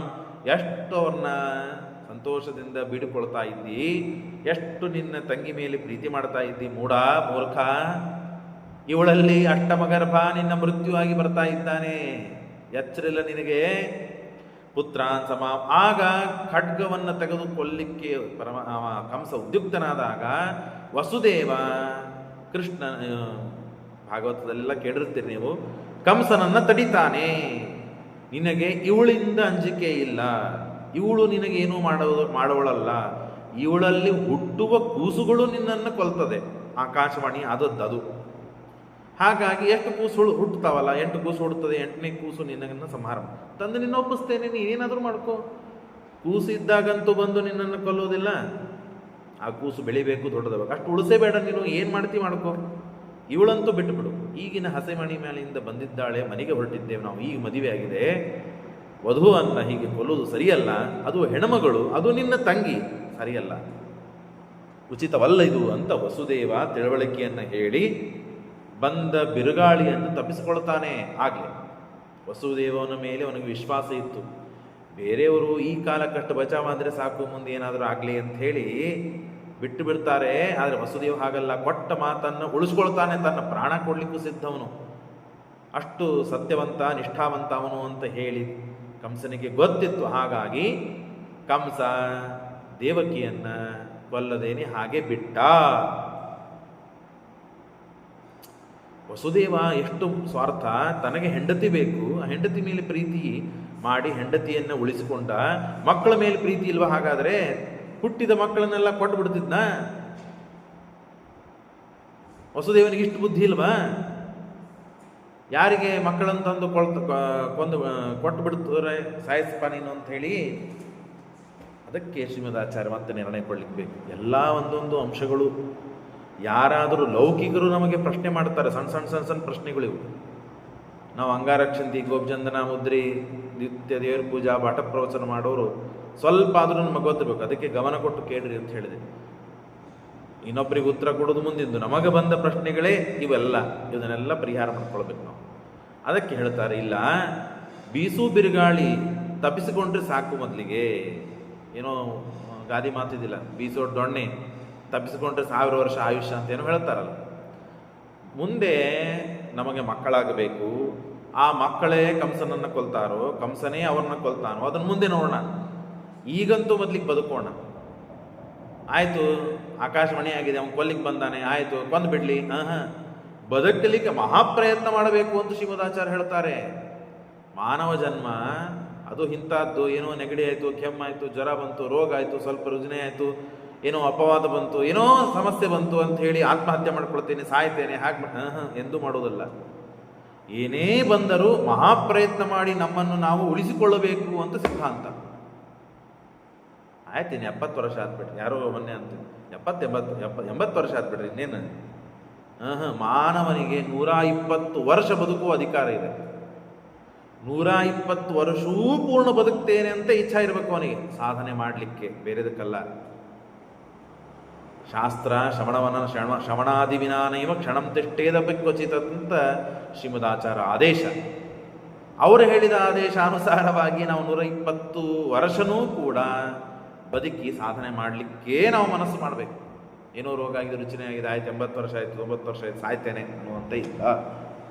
ಆ ಕಾರಣದಿಂದ ವಸುದೇವ ತಾನು ಮಕ್ಕಳ ಮೇಲೆ ಪ್ರೀತಿ ಇಲ್ಲ, ಹೆಂಡತಿ ಮೇಲೆ ಬಹಳ ಪ್ರೀತಿ ಮೋಹ ಇದೆ, ಹಾಗಾಗಿ ಅವರನ್ನು ಉಳಿಸಿಕೊಂಡ, ಮಕ್ಕಳನ್ನು ಕೊಲ್ಲಿಕ್ಕೆ ಬಿಟ್ಬಿಟ್ಟ ಅಂತ ಅಲ್ಲ ಅಂತ ಶ್ರೀಮದಾಚಾರ್ಯ ಹೇಳ್ತಾರೆ. ಷಟ್ಕನ್ಯಕಾಶ್ಚಾವರ ಗೃಹೀತ ತೇನೈವ ತಾಭಿಶ್ಚ ಮುಮೋದ ಶೂರಜಃ ಬಾಲ್ಹೀಕಪುತ್ರೀ ಚ ಪುರಾ ಗೃಹೀತ ಪುರಾ ಅಸ್ಯ ಭಾರ್ಯ ಸುರವಿಶ್ಚ ರೋಹಿಣಿ. ಮತ್ತು ಅನೇಕ ಜನರನ್ನ ವಸುದೇವ ಹಿಂದೆ ಮದುವೆ ಮಾಡಿಕೊಂಡಿದ್ದಾನೆ. 6 ಜನ ದೇವಕಿಯ ತಂಗಿಯಂದರು, 6 ಜನ ದೇವಕಿಯ ತಂಗಿಯಂದರು. ಷಟ್ಕನ್ಯಕಾಶ್ಚ ಅವರಜ, ದೇವಕಿಯ ಅವರಜ ಸಣ್ಣವರು ತಂಗಿಯಂದರು. ಆ 6 ಜನರನ್ನ ಮದುವೆ ಮಾಡಿಕೊಳ್ತಾನೆ. ಅಂದ್ರೆ ಒಟ್ಟು 7 ಜನ ಆಯ್ತು. ಮತ್ತಿನ ಮದುವೆ ಮಾಡಿಕೊಂಡಿದ್ದಾನೆ. ಯಾರನ್ನ? ತೇನೈವ ತಾಭಿಶ್ಚ ಮುಮೋದ ಶೂರಜಃ, ಚೆನ್ನಾಗಿ ಅವರನ್ನ ಜೊತೆಗೆ ಸಂತೋಷದಿಂದ ಇದ್ದಾನೆ. ಬಾಲ್ಹೀಕ ಪುತ್ರಿ, ಅವರ ಹೆಸರೇನು? ಬಾಲ್ಹೀಕ ಪುತ್ರಿಶ್ಚ ಪುರಾ ಗೃಹೀತ ಪುರಾಸ್ಯ ಭಾರ್ಯ ಸುರಭಿಶ್ಚ ರೋಹಿಣಿ. ಅವಳು ಕೂಡ ಈ ಮತ್ತೆ ಕಶ್ಯಪರ ಹೆಂಡತಿನೇ ರೋಹಿಣಿ ಅಂತ ಹೇಳಿ. ಬಾಲ್ಹೀಕ ಕೇಳಿರಿ ನೀವು. ದೇವಾಪಿ ಅಥ ಬಾಲ್ಯಿಕ ಗುಣಜ್ಯೇಷ್ಠಶ್ಚ ಶಂತನು ಅಂತ 11ನೇ ಅಧ್ಯಾಯ ಪ್ರಾರಂಭದಲ್ಲೇ ಬರ್ತದೆ. ಬಾಲ್ಯಿಕ ಯಾರ ಮಗಪ್ಪ? ಪ್ರತೀಪರಾಜನ ಮಗ. ಆ ಪ್ರತೀಪರಾಜನಿಗೆ 3 ಜನ ಮಕ್ಕಳು. ದೇವಾಪಿ, ಬಾಲ್ಹಿಕ, ಶಂತನು. ಆ ಶಂತನು ಕಥೆ ಮುಂದೆ ಬರ್ತದೆ. ಆ ಶಂತನು ಕೂತಾಗಲೇನೆ ಮತ್ತು ಗಂಗಾದೇವಿ ಬಂದು ಬಲ ತೊಡಿ ಮೇಲೆ ಕೊಡ್ತಾಳೆ, ನಿನ್ನ ಮದುವೆ ಮಾಡ್ಕೊಳ್ಬೇಕು ಅಂತ ಅಪೇಕ್ಷೆ ಇದೆ. ಇಲ್ಲಪ್ಪ ನೀನು, ಇಲ್ಲ ಅಮ್ಮ ನೀನು ಸೊಸೆ ಆಗಬೇಕು ಎಲ್ಲ ಕಥೆ ಕೇಳಿದಾರೆ. ಅವಾಗ ಬಾಲ್ಹಿಕ ದೇಶಕ್ಕೆ ಹೋಗಿ ರಾಜನಾಗ್ತಾನೆ. ದೇವಾಪಿ ರೋಗ ಇದ್ದಿದ್ದರಿಂದ ಕಾಡಿಗೆ ಹೋಗ್ತಾನೆ. ಉಳಿದವನು ಶಂತನು ಒಬ್ಬನೇ. 3 ಜನ ಇದ್ದರೂ 2 ರಾಜರಾಗಲಿಲ್ಲ. ಒಬ್ಬನು ಪುತ್ರಿಕಾ ಪುತ್ರದಿಂದ ಅಜ್ಜನಿಗೆ ದತ್ತಕ್ಕೆ ಹೋಗ್ಬಿಡ್ತಾನೆ. ಬಾಲ್ಹಿಕ ದೇಶಕ್ಕೆ ರಾಜನಾಗ್ತಾನೆ. ಆ ಬಾಲ್ಹಿಕ ರಾಜನ ಮಗಳನ್ನ ಇವನು ಮದುವೆ ಮಾಡಿಕೊಂಡಿದ್ದಾನೆ. ಹಿಂದಕ್ಕೇನೆ ಯಾರು? ವಸುದೇವ ಯಾರು? ಕಶ್ಯಪರು. ಆ ಕಶ್ಯಪರು ಹೆಂಡತಿನೇ ಇವರು ಪೂರ್ವಜನ್ಮದಲ್ಲಿ. ಅವ್ರ್ಯಾರು? ಸುರಭಿ, ಕಾಮಧೇನುವಿನ ತಾಯಿ. ಸಾವಕಾಶ ಕೇಳ್ಬೇಕೆಲ್ಲನೂ, ಗಡಿಬಿಡಿ ಆಗ್ತದೆ. ರೋಹಿಣಿ ಅಂತ ಅವಳ ಹೆಸರು. ಅವಳು ಕಶ್ಯಪರ ಪೂರ್ವಜನ್ಮದಲ್ಲೂ ಹೆಂಡತಿನೇ ಆಗಿತ್ತು. ಆ ರೋಹಿಣಿಯನ್ನ ಭೂಮಿ ಮೇಲೆ ಅವತಾರ ಮಾಡಿದ್ದಾಗ ಈ 7 ಜನ ಮದುವೆ ಮಾಡೋಕ್ಕಿಂತ ಮುಂಚೆನೇ ಬಾಲ್ಹಿಕ ರಾಜನ ಮಗಳಾದ ರೋಹಿಣಿಯನ್ನ ಮದುವೆ ಮಾಡಿಕೊಂಡಿದ್ದಾನೆ. ಅಂದರೆ 8 ಜನ ಆಯಿತು. ಅವಳು ರೋಹಿಣಿ ಯಾರು ಅಂದರೆ ಸುರಭಿಯ ತಾಯಿ. ಪುರಾ ಅಸ್ಯ ಭಾರ್ಯ ಸುರಭಿಶ್ಚ ರೋಹಿಣಿ. ಅಂದ್ರೆ ಏನಾಯಿತು, ಬಲರಾಮನ ತಾಯಿಯ ತಂದೆ ಯಾರು, ಬಾಲ್ಹಿಕ ರಾಜ. ಕೃಷ್ಣ ಬಲರಾಮ, ಬಲರಾಮನ ತಾಯಿ ರೋಹಿಣಿ, ಆ ರೋಹಿಣಿಯ ತಂದೆ ಬಾಲ್ಹಿಕ. ಅಂದರೆ ಬಾಲ್ಹಿಕನಿಗೂ ಕೃಷ್ಣನಿಗೂ ಸಂಬಂಧ ಇದೆ, ಬಲರಾಮ ಕೃಷ್ಣನಿಗೂ ಸಂಬಂಧ ಇದೆ. ಹಾಗಾಗಿ ಪಾಂಡವರು ಅಲ್ಲೇ ಮತ್ತೆ ವಿಚಿತ್ರ ವೀರ್ಯ ಚಿತ್ರಾಂಗದ ಮೇಲೆ ವೇದವ್ಯಾಸ ದೇವರು ಬಂದು ಧೃತರಾಷ್ಟ್ರ, ಪಾಂಡು, ವಿದುರ 3 ಜನ ಹುಟ್ಟಿಸ್ತಾರೆ. ಮತ್ತು ಹಾಗಾದರೆ ಮತ್ತೆ ಬಳಗ ಆಯಿತೋ ಇಲ್ಲೋ, ಎಲ್ಲ ಕಡೆ ಗಮನ ಇರಬೇಕು. ರೋಹಿಣಿ ಬಾಲ್ಹೀಕ ಪುತ್ರಿ ಚ ಪುರಾ ಗೃಹೀತಾ ಪುರಾಸ್ಯ ಭಾರ್ಯ ಸುರಭಿಶ್ಚ ರೋಹಿಣಿ ರಾಜ್ಞಶ್ಚ ಕಾಶಿ ಪ್ರಭವಶ್ಚ ಕನ್ಯಕ ಸಪುತ್ರಿಕಾ ಪುತ್ರಕ ಧರ್ಮತೋ ವಹತ ಕನ್ಯಾಚ ತಾಥಾ ಕರವೀರಸ್ಯ ಧರ್ಮೇಣ ತೇನೈವ ದಿತಿಂ ಧನುಂ ಪುರಾ. ದಿತಿ ಮತ್ತು ಧನು ಅಂತ ಹೇಳಿ ಇಬ್ಬರು, ಕಾಶಿರಾಜನ ಮಗಳಾದಂತಹ ದಿತಿಯನ್ನ, ಕರವೀರನ ಮಗಳಾದಂತಹ ಧನುವನ್ನ ಮದುವೆ ಮಾಡಿಕೊಂಡಿದ್ದ. 7, 8, 9, 10 ಜನರನ್ನು ಮದುವೆ ಮಾಡಿಕೊಂಡಿದ್ದಾನೆ ವಸುದೇವ. ನಮಗಿಲ್ಲಿ ಬರೋ ಕಥೆಯೇನು ದೇವಕಿ. ಆ ದೇವಕಿನ 6 ಜನ ತಂಗಿಯಂದರು, ಅವ್ರನ್ನ ಮದುವೆ ಮಾಡಿಕೊಂಡ. ಹಿಂದಕ್ಕೆ ರೋಹಿಣಿ ಅಂತನೋಳನ್ನ ಮದುವೆ ಮಾಡಿಕೊಂಡಿದ್ದ, ಬಾಲ್ಹಿಕರಾಜನ ಮಗಳನ್ನ.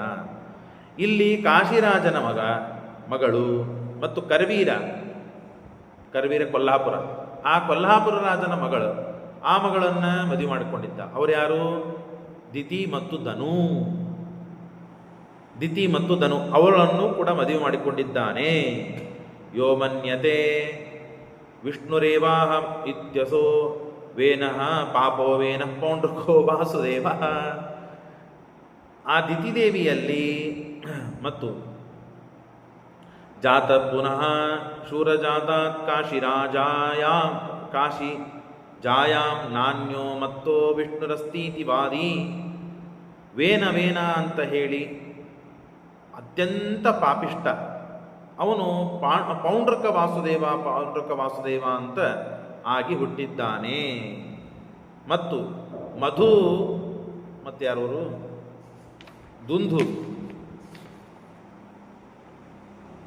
ದುಂದು ಅಂತನ್ನುವ ಅಸುರ, ಅವನೇ ಹಿಂದೆ ಪರಮಾತ್ಮನಿಂದ ಏನು ಸತ್ತೋದ್ನೋ ಅವನೇ ಶೃಗಾಲ ವಾಸುದೇವ ಅಂತ ಹುಟ್ಟಿದ್ದಾನೆ.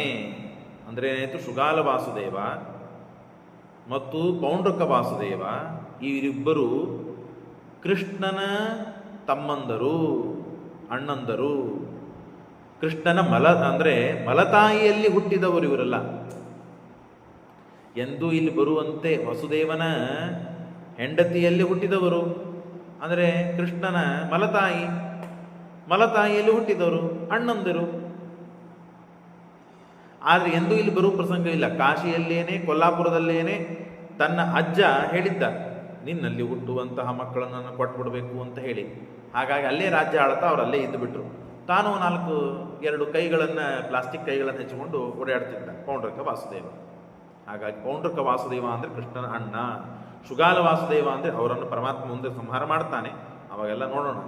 ಹೀಗೆ ದಿತಿ ಮತ್ತು ಧನು ಇವರಲ್ಲಿ ಹುಟ್ಟಿದವರು ಯಾರು, ಶೃಗಾಲ ವಾಸುದೇವ, ಪೌಂಡ್ರಕ ವಾಸುದೇವ, ಶೃಗಾಲ ವಾಸುದೇವ. ಒಬ್ಬನು ಕಾಶಿರಾಜನ ಕಾಶಿಯಲ್ಲಿ ರಾಜ್ಯವಾಳ್ತಾ ಇರ್ತಾನೆ, ಕೊಲ್ಲಾಪುರದಲ್ಲಿ ಆಳ್ತಾ ಇರ್ತಾನೆ. ದಂದುರ್ಹತೋಯೋ ಹರಿಣಾಮದೋ ಸುತ ಆಸೀತ್ ಸುತಾಯಾಂ ಕರವೀರೇಶ್ವರಸ್ಯ ಶೃಗಾಲ ನಾಮ ವಸುದೇವ ದೇವಕಿ ಉದ್ಭುಕ್ಷ್ಯ ಶೌರೇರ್ನ ಯಯೌ ಉಭಯತೆ ತತಸ್ತುತೆ ವೃಷ್ಣಿಶತ್ರು ಬಭೂತು ಜ್ಯೇಷ್ಠೋ ಸುತೋ ಶೂರಸುತಸ್ಯ ನಿತ್ಯಂ. ಇನ್ನು ಯಾದವರೆಲ್ಲ ಹುಟ್ಟಬೇಕು. ಅನ್ಯಾಸು ಸಪ್ರಾಪ ಸುತಾನ್ ಉದಾರಾನ್ ದೇವಾವರಾನ್ ವಸುದೇವೋಖಿಲಜ್ಞ. ಇವರೆಲ್ಲರೂ ಕೂಡ ಮತ್ತೇನು, ಏ ಹಿ ದೇವ ಪೃಥ್ವೀಂ ಗತಾಸ್ತೆ, ಸರ್ವೇ ತೇ ಸರ್ವೇ ಶಿಷ್ಯಾ ಸತ್ಯವತೀ ಸುತಸ್ಯ. ವೇದವ್ಯಾಸ ದೇವರ ಶಿಷ್ಯರು ಇರಲ್ಲ. ಯಾಕೆ? ಎಲ್ಲಿಂದ ಬಂದದ್ದು ವಂಶ ಇದು? ಹಾಗಾಗಿ ಎಲ್ಲರೂ ಕೂಡ ಸತ್ಯವತಿ ಮಗನಾದ ವೇದವ್ಯಾಸ ದೇವರ ಶಿಷ್ಯರೇ. ಪೃಥ್ವಿಯಲ್ಲಿ ಹುಟ್ಟಿದ ಸಕಲ ರಾಜರು, ದೇವತೆಗಳಾಗಲಿ ದೈತ್ಯರಾಗಲಿ ಯಾರೇ ಅಲ್ಲ, ಅದಕ್ಕೆ ಹೇಳ್ತಾರೆ ನೋಡಿ, ಹೇ ಹಿ ದೇವ ಪೃಥ್ವೀಂ ಗತಾಸ್ತೆ ಸರ್ವೇ ಶಿಷ್ಯ ಸತ್ಯವತಿ ಸುತಸ್ಯ ವಿಷ್ಣೋರ್ಜ್ಞಾನಂ ಪ್ರಾಪ್ಯ ಸರ್ವೇ ಅಖಿಲಜ್ಞಾ. ದೇವರು ಕೊಟ್ಟಂತಹ ಜ್ಞಾನದಿಂದ ಎಲ್ಲರೂ ಅಖಿಲಜ್ಞರಾಗಿದ್ದಾರೆ. ತಮ್ಮ ತಮ್ಮ ಯೋಗ್ಯತಾನುಸಾರವಾಗಿ ಎಲ್ಲರೂ ಅಖಿಲಜ್ಞರಾಗಿದ್ದಾರೆ. ತಸ್ಮಾತ್ ಯಥಾ ಯೋಗ್ಯತೆಯ ಬಭೂವು. ಇನ್ನು ಸ್ವಲ್ಪ ಗಮನ ಕೊಡ್ರಿ. ಮರೀಚಜ, ಇಷ್ಟು ಗೊತ್ತಾಯ್ತಾ ವಿಷಯ? ಮರೀಚಜಾಹ ಷಣ್ಮನಯೋ ಬಭೂವ ತೇ ದೇವಲಂ ಪ್ರಾಹಸನ್ ಕರ್ಷಹೇತೋ. ಕೃಷ್ಣನ 6 ಜನ ಅಣ್ಣಂದಿರು ಹುಟ್ಟಿದ ಕೂಡಲೇನೆ ಸತ್ತು ಹೋಗ್ಬಿಟ್ರು. ಏನಿದು? ಹುಟ್ಟುತ್ತಾರೆ ಯಾಕೆ, ಸಾಯ್ತಾರೆ ಯಾಕೆ, ಏನಿದು ಕಥೆ ಅಂತಂದರೆ, ಮರೀಚಿ ಋಷಿಗಳ ಮಕ್ಕಳು 6 ಜನ. ಅದರಲ್ಲಿ ಒಬ್ಬರು ಕಶ್ಯಪರು ಇದ್ದಾರೆ. ಅಂದರೆ ತನ್ನ ಕಶ್ಯಪರ ತಮ್ಮಂದರೆ ಕಶ್ಯಪರಲ್ಲಿ ಹುಟ್ಟಿದ್ದಾರೆ ಮಕ್ಕಳಾಗಿ. ತಿಳಿತಾ? ಮರೀಚಿ ಋಷಿಗಳ ಮಕ್ಕಳು 7 ಜನ ಕಶ್ಯಪರನ್ನು ಮೊದಲು ಮಾಡಿಕೊಂಡು. ಅವರಿಗೆ ಶಾಪವಾಗಿದೆ. ಏನು ಶಾಪ ಆಗಿದೆ? ದೇವಲರ ಶಾಪವಾಗಿದೆ. ದೇವಲರು ಅಂತ ಋಷಿಗಳು. ಏನಾಗಿತ್ತು? ಅವರು ತಪಸ್ಸು ಮಾಡಿ ಮಾಡಿ ಮಾಡಿ ಮಾಡಿ ಮಾಡಿ ಮಾಡಿ ಎಲ್ಲದಕ್ಕೂ ನಿರ್ಣಯ ಶ್ರೀಮದಾಚಾರ್ಯ, ಎಲ್ಲದಕ್ಕೂ ಕಥೆ ಓದಿದರೆ ಏನೂ ಅರ್ಥ ಆಗುವುದಿಲ್ಲ. ಸಣ್ಣ ಸಣ್ಣ ಸಣ್ಣ ಶಬ್ದಗಳು, ಒಂದೊಂದು ಮುತ್ತು ರತ್ನ ಬಂಗಾರದಷ್ಟು ಬೆಲೆ ಬಾಳುವ ಶಬ್ದಗಳು. ಶ್ರೀಮದಾಚಾರ್ಯ ಕಥೆ ನಿರ್ಣಯ ತಲೆ ಒಡೆದುಕೊಳ್ಬೇಕಾಗ್ತದೆ. ತಿಳಿಯುವುದೇ ಇಲ್ಲ, ಅರ್ಥವೇ ಆಗಿದೆ. ನೋಡ್ರಿ, ಒಂದು ಶಬ್ದದೊಳಗೆ ಇಷ್ಟು ಕಥೆ ಹೇಳಿ ನಿಲ್ಲಿಸ್ಬಿಡ್ತಾರೆ. ಮರೀಚಜಾಹ ಷಣ್ಮನಯೋ ಬಭೂವು ತೇ ದೇವಲಂ ಪ್ರಾಹಸನ್ ಕಾರ್ಷಹೇತೋ. ಕಾರ್ಷಹೇತೋ, ಅವರು ತಪಸ್ಸು ಮಾಡಿ ಒಣಗಿ ಒಣಗಿ ಒಣಗಿ ಸೊರಗಿ ಸೊರಗಿ ನರಪೇತಾಗಿದ್ದಾರೆ. ಅವರನ್ನು ನೋಡಿ ಋಷಿಗಳು ನಕ್ಕಿ ಬಿಟ್ರು. ಕಳ್ಳಂತ ನಕ್ಕಿಬಿಟ್ರು. ಕಳ್ಳಂತ ನಕ್ತಾರೋ ಕೊಳ್ಳಂತ ನಕ್ತಾರೋ, ಒಟ್ಟು ನಕ್ಕಿದ್ರು. ನಕ್ಕಿದ್ದಕ್ಕೆ ಅವರು ಅಂದರು, ದೇವಲರಂದ್ರು, ನೀವು ಋಷಿಗಳ ಮಕ್ಕಳಪ್ಪ, ನಿಮ್ಮ ಅಪ್ಪ ಏನು ತಪಸ್ಸು ಮಾಡಿಲ್ಲೇನು? ಅವರೇನು ಯಾವ ವ್ರತ ನಿಯಮಗಳನ್ನು ಮಾಡಿಲ್ಲೇನು? ಅವರೆಂದು ಸ್ವರ್ಗೇ ಇಲ್ಲೇನು? ನಾನು ಸ್ವರ್ಗಿದ್ದಕ್ಕೆ ನನ್ನ ದೇಹವನ್ನು ನಗ್ತಾ ಇದ್ದೀರಿ. ನೀವು ಋಷಿಗಳಾಗ್ಲಿಕ್ಕೆ ಯೋಗ್ಯರಾ? ನೀವು ದೈತ್ಯರಾಗಿ ಹೋಗ್ರಿ, ಚಾಪ್ ಕೊಡು. ನೀವೆಲ್ಲ ಕಾಲನೇಮಿಯ ಮಕ್ಕಳಾಗಿ ಹೋಗಿ ಶಾಪ ಕೊಟ್ಟು ನೋಡೋದಕ್ಕೆ. ಮರೀಚಜಾಹ ಷಣ್ಮನಯೋ ಬಭೂವು ತೇ ದೇವಲಂ ಪ್ರಾಹಸನ್ ಕಾರ್ಷಹೇತೋ ತಚ್ಛಾಪತಃ ಕಾಲನೇಮಿ ಪ್ರಸೂತಾಃ. ಕಾಲನೇಮಿಯ ಮಕ್ಕಳಾಗಿ ಬಿದ್ರು ಇವರೆಲ್ಲ. ಅವತ್ತಿದ ಅರ್ಥಂ ತಪ ಏವ ಚಕ್ರು. ಮುಗಿಸೇ ಬಿಟ್ರ ಕಥೆ. ಕಾಲನೇಮ ಮಕ್ಕಳಾದ ಮೇಲೆ ಇಷ್ಟೊತ್ತನ ಅವರಿಗೆ ದೇವರು, ಅಪರೋಕ್ಷ ಜ್ಞಾನ, ದೇವರ ಮಹಿಮೆ, ಗುರುಗಳು, ಹಿರಿಯರು, ಚರಿತ್ರೆ, ಅದು ಇದು ಒಟ್ಟು ದೇವರ ಭಕ್ತಿ ಎಲ್ಲ ಇತ್ತು. ಎಂದ ಅಸುರರಾಗಿ ಬಿದ್ದರು. ಆ ಜಾತಿಯಲ್ಲಿ ಬಿದ್ದಿದ್ದಕ್ಕೆ ಅವರ ಸ್ವಭಾವ ಬರಬೇಕಲ್ಲ. ಏನು ಸ್ವಭಾವ ಬಂತು? ಘೋರವಾದ ತಪಸ್ಸು ಮಾಡಿ ನಾವು ಅವಧ್ಯರಾಗಬೇಕು ಅಂತ ಕೇಳಿಕೊಂಡ್ರು. ಮೊದಲಿಗೆ ಮರೀಚಿ ಋಷಿಗಳ ಮಕ್ಕಳು ಕಶ್ಯಪ, ಅತ್ರಿ, ಇವರೆಲ್ಲ 7 ಜನ ಕಶ್ಯಪರನ್ನು ಬಿಟ್ಬಿಡ್ರಿ. ಅವರಿಗೆ ಬ್ರಹ್ಮದೇವ ಶಾಪ ಕೊಟ್ಟಿದ್ದಾರೆ. ತನ್ನ ಮಗ ವರುಣ, ಆ ವರುಣನ ಆಕಳನ್ನು ಅಪಹಾರ ಮಾಡಿದ್ದಕ್ಕಾಗಿ ಶಾಪ ಭೂಮಿಯಲ್ಲಿ ಬಿದ್ದದ್ದು. ಅವರು ತಪಸ್ಸು ಮಾಡಿದರು. ದೇವರು ಬಂದು ನನಗೆ ಮಗನಾಗಬೇಕು ಅಂತ. ಅವರು ಮುಗಿದು ಬಿಡ್ತು. ಇನ್ನು ಉಳಿದ 6 ಜನ ಇದ್ದಾರಲ್ಲ, ಅವರು ದೇವಲರೆಂಬ ಋಷಿಗಳನ್ನು ನಕ್ಕಿ ಅಪಹಾಸ ಮಾಡಿದ್ದಕ್ಕೆ ಅವರಿಗೆ ಶಾಪ. ಏನು ಶಾಪ ಬಂತು? ನೀವು ಕಾಲನೇಮಿಯ ಮಕ್ಕಳಾಗಿ ಬೀಳ್ರಿ. ಅವರು ಅಸುರರಾಗಿ ಬಿದ್ದರು. ಅಸುರರ ಹೊಟ್ಟೆಯಲ್ಲಿ ಹುಟ್ಟಿದ್ದಕ್ಕೆ ಅಸುರ ಸ್ವಭಾವ ಬರಬೇಕಲ್ಲ. ಘೋರವಾದ ತಪಸ್ಸು ಮಾಡಿ ಅವರೇನು ಮಾಡಿದರು? ಅವಧ್ಯರಾಗಬೇಕು ನಾವು ಅಂತ ಬ್ರಹ್ಮದೇವರನ್ನು ಕುರಿತು ತಪಸ್ಸು ಮಾಡಿದರು. ಅವಧ್ಯತಾರ್ಥಂ ತಪ ಏವ ಚಕ್ರುಹು ಧಾತಾ ಪ್ರಾದಾತ್ ವರಮೇಶಾಂ ತಥೈವ ಶಶಾಪತಾನ್ ಕ್ಷಮತಾಲೇ ಮಧ್ವಾಂ. ಚಿತ್ರ ನೋಡಿ ಹೆಂಗದ ಅಂದ್ರೆ ಏನಾಯಿತು? ಅವಧ್ಯರಾದವರು ಹುಟ್ಟಿದ ಕೂಡಲೇ ಸತ್ತು ಹೋಗ್ಬಿಟ್ರು. ಬ್ರಹ್ಮದೇವರು ವರ ಕೊಟ್ಟಿದ್ದಾರೆ ಅವಧ್ಯರಾಗ್ರಿ ಅಂತ ಹೇಳಿ. ಆದರೆ ಅವರು ಹುಟ್ಟಿದ ಕಾಲ ಆಗ ರಾಜನಾದವನು ಹಿರಣ್ಯಕಶ್ಯಪು, ಆ ಕಶ್ಯಪನ ಮಗ ಹಿರಣ್ಯಕಶ್ಯಪು. ಅವನು ಬ್ರಹ್ಮದೇವರನ್ನ ತಪಸ್ಸು ಮಾಡಿ ವರ ಪಡೆದಿದ್ದಾನೆ, ನಾನು ಅವಧ್ಯನಾಗಬೇಕು. ಅವನು ಎಲ್ಲ ಕಥೆ ಗೊತ್ತು ನಿಮಗೆ. ಆಗ ಇವರೆಲ್ಲ 6 ಜನ ತಪಸ್ಸು ಮಾಡ್ತಾ ಇದ್ದಾರೆ. ಏನಂತ ಹೇಳಿ? ಬ್ರಹ್ಮದೇವರನ್ನು ಕುರಿತು ತಪಸ್ಸು. ಏನಾಗಬೇಕು? ನಾವು ಅವಧ್ಯರಾಗಬೇಕು. ಅವನಿಗೆ ಸಿಟ್ಟಾಯ್ತು. ನಾನು ಭೂಮಿ ಮೇಲೆ ರಾಜ ಇದ್ದೇನೆ, ನಾನೇ ಸರ್ವೋತ್ತಮ, ನಾನೇ ದೇವರು. ನಾನು ನಿಮಗೆ ತಪಸ್ಸು ಮಾಡಿದ್ದಕ್ಕೆ ವರ ಕೊಡಲು ನಾನು ಸಮರ್ಥನಾದಾಗ ಬ್ರಹ್ಮದೇವರನ್ನು ಕುರಿತು ತಪಸ್ಸು ಮಾಡಿ ವರ ಕೇಳ್ತಾ ಇದ್ದೀರಿ, ಅವಧ್ಯರಾಗಬೇಕು ಅಂತ ಹೇಳಿ. ಹಾಗಾಗಿ ನೀವೆಲ್ಲರೂ ಸತ್ತು ಹೋಗ್ರಿ ಅಂತ ಶಾಪ ಕೊಡ್ತಾರೆ. ನಿಧಾನವಾಗಿ ಕೇಳಬೇಕು. ಮೊದಲಿಗೆ ಬ್ರಹ್ಮದೇವರನ್ನು ಕುರಿತು ತಪಸ್ಸು ಮಾಡಿದರು. ಬ್ರಹ್ಮದೇವರೇನು ಕೊಟ್ಟರು? ಅವರಿಗೆ ಅವಧ್ಯರಾಗಿರಿ ಅಂತ ಹೇಳಿ. ಅದಕ್ಕಿಂತ ಮುಂಚೆ ಮರೀಚಿ ಋಷಿಗಳ ಮಕ್ಕಳು, ಅವರು ಶಾಪಗ್ರಸ್ತರಾದರು. ದೇವಲರ ಶಾಪವಾಯಿತು, ಭೂಮಿ ಮೇಲೆ ನೀವು ಅಸುರರಾಗಿ ಬೀಳ್ರಿ. ಆಗ ಬ್ರಹ್ಮದೇವರನ್ನು ಕುರಿತು ತಪಸ್ಸು. ಬ್ರಹ್ಮದೇವರು ಅವಧ್ಯತ್ವ ವರವನ್ನು ನೀಡಿದರು. ಆದರೆ ಹಿರಣ್ಯಕಶ್ಯಪುವಿಗೆ ಅದು ಸಹನ ಆಗಲಿಲ್ಲ. ಕೃತಯುಗ, ಹಿರಣ್ಯಕಶ್ಯಪುವಿನ ಯುಗ, ಭಾರಿ ಪ್ರಚಂಡ ಶಕ್ತಿ ಸಾಮರ್ಥ್ಯವನ್ನು ಪಡೆದಿದ್ದ. ತಪಸ್ಸು ಮಾಡಿ 16,000 ವರ್ಷಗಳ ಕಾಲ ತಪಸ್ಸು ಮಾಡಿ ಬ್ರಹ್ಮದೇವರನ್ನೇ ಕುರಿತು ತಪಸ್ಸು ಮಾಡಿದ್ದಾನೆ. ಮತ್ತು ತಾನು ಉಳಿದವರು ಬ್ರಹ್ಮದೇವರನ್ನು ಕುರಿತು ತಪಸ್ಸು ಮಾಡುವಂತೆ ಇಲ್ಲ. ಯಾಕೆಂದ್ರೆ ನಾನೇ ಬ್ರಹ್ಮ, ನಾನೇ ದೇವರು, ಹಿರಣ್ಯಕಶ್ಯಪು ನಾನೇ ದೇವರು ಅಂತ ಹೇಳಿ ನನ್ನನ್ನು ಕುರಿತು ತಪಸ್ಸು ಮಾಡೋದು ಬಿಟ್ಟು ಬ್ರಹ್ಮದೇವರನ್ನು ಕುರಿತು ತಪಸ್ಸು ಮಾಡಿದ್ದೀರಿ, ಅದು ಅವಧ್ಯರಾಗಬೇಕು ಅಂತ. ಹಾಗಾಗಿ ನೀವು ಭೂಮಿ ಮೇಲೆ ಹುಟ್ಟಿದ ಕೂಡಲೇ ಸತ್ತು ಹೋಗ್ರಿ ಅಂತ ಶಾಪ. ಬ್ರಹ್ಮದೇವರ ಮುಂದೆ ಹಿರಣ್ಯಕಶ್ಯಪು ಏನ್ರಿ, ಅವನ ಮಾತೇನು ನಡೀತದೆ? ನೀವು ಪ್ರಶ್ನೆ ಮಾಡ್ಬೋದು. ಬ್ರಹ್ಮದೇವರು ಹೊರ ಕೊಟ್ಟಾಗ ಏನ್ರಿ ಅವಧ್ಯರಾಗಬೇಕು ಅಂತ ಹೇಳಿದಾಗ ಹಿರಣ್ಯಕಶ್ಯಪುವಿನ ಮಾತೇನು ನಡೀತದೆ? ಯದ್ಯಪಿ ಬ್ರಹ್ಮದೇವರು ದೊಡ್ಡವರೇ, ಆದರೆ ಹಿರಣ್ಯಕಶ್ಯಪು ಆ ಬ್ರಹ್ಮದೇವರಿಂದೇ ವರ ಪಡೆದಿದ್ದಾನೆ. ಹಾಗಾಗಿ ಅವನ ಮಾತು ನಡಿಲೇಬೇಕು. ತಪಸ್ಸಿದೆ ಹಿಂದೆ ಅವನಿಗೆ. ತಪಸ್ಸು ಇಲ್ಲದೆ ಇದ್ದೇ ಹಿರಣ್ಯಕಶ್ಯಪು 0. ಆ ತಪಸ್ಸು ಅಂತನ್ನೋದು ಒಂದು ಬಂದರೆ ಆ 0 ಎಷ್ಟು ಬೆಲೆ ಬರಬೇಕು ಅಷ್ಟು ಬರುತ್ತೆ. ಹಾಗಾಗಿ ಏನಾಗಬೇಕು? ಹೀಗಾಗಿ ಬ್ರಹ್ಮದೇವರ ವರದಿಂದ ಅವಧ್ಯರೂ ಆಗಬೇಕು, ಹಿರಣ್ಯಕಶ್ಯಪು ಶಾಪದಿಂದ ಅವರು ಸಾಯ್ಲಿಕ್ಕೂ ಬೇಕು. ಇದನ್ನು ಎರಡನ್ನೂ ಕೂಡಿಸಬೇಕು. ದೇವರ ಜವಾಬ್ದಾರಿ ಇದು. ಹಾಗಾಗಿ ಹುಟ್ಟಿದ ಕೂಡಲೇ ಸಾಯುವಂತೆ ಮಾಡಿದರು ದುರ್ಗಾದೇವಿ. ಅವರ್ಯಾರು? ಕೃಷ್ಣನ ಅಣ್ಣಂದರಾಗಿ ಹುಟ್ಟಿದರು. ಪೂರ್ವದಲ್ಲಿ ಆ ಕಶ್ಯಪರ ತಮ್ಮಂದರು, ಮರೀಚಿ ಋಷಿಗಳ ಮಕ್ಕಳು. ಹಿರಣ್ಯಕಶ್ಯಪುವಿನ ಶಾಪಾನುಸಾರವಾಗಿ ಏನು ಶಾಪ ಕೊಟ್ಟ ಹಿರಣ್ಯಕಶ್ಯಪು? ನಿಮ್ಮ ತಂದೆಯಿಂದಲೇ ನೀವು ಸತ್ತು ಹೋಗ್ರಿ ಅಂತ ಶಾಪ ಕೊಟ್ಟ. ಬರೀ ಸಾಯಲಿ ಅಂತ ಶಾಪ ಕೊಡಲಿಲ್ಲ. ನನ್ನನ್ನು ಬಿಟ್ಟು ನೀವು ಬ್ರಹ್ಮದೇವರನ್ನು ಕುರಿತು ತಪಸ್ಸು ಮಾಡಿದ್ದಕ್ಕೆ ನನಗೂ ಸಿಟ್ಟಾಗಿದೆ. ಹಾಗಾಗಿ ನೀವು ನಿಮ್ಮ ತಂದೆಯಿಂದಲೇ ನೀವು ಸತ್ತು ಹೋಗಬೇಕು. ನೋಡ್ರಿ ಮಾತು ಹೇಗಿದೆ ನೋಡ್ರಿ. 13ನೇ ಶ್ಲೋಕ. ಧಾತಾ ಪ್ರದಾತ್ವರಮೇಶಾಂ ತಥೈವ ಶಶಾಪತಾನ್ ಕ್ಷಾಮತಲೆ ಸಮಧ್ವಂ ತತ್ರಸ್ತು ತಾತೋ ಭವತಾಂ ನಿಹಂತ ಇತ್ಯಾತ್ಮನ್ಯತೋ ವರಲೀಪ್ಸೂನ್.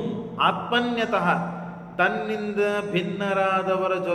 ಭಿನ್ನರಾದವರಲ್ಲಿ ವರ ಕೇಳಿದ್ದ ಕಾರಣಕ್ಕಾಗಿ ವರಲಿಪ್ಸೂನ್ ಹಿರಣ್ಯ ಶಾಪ ಕೊಟ್ಟ.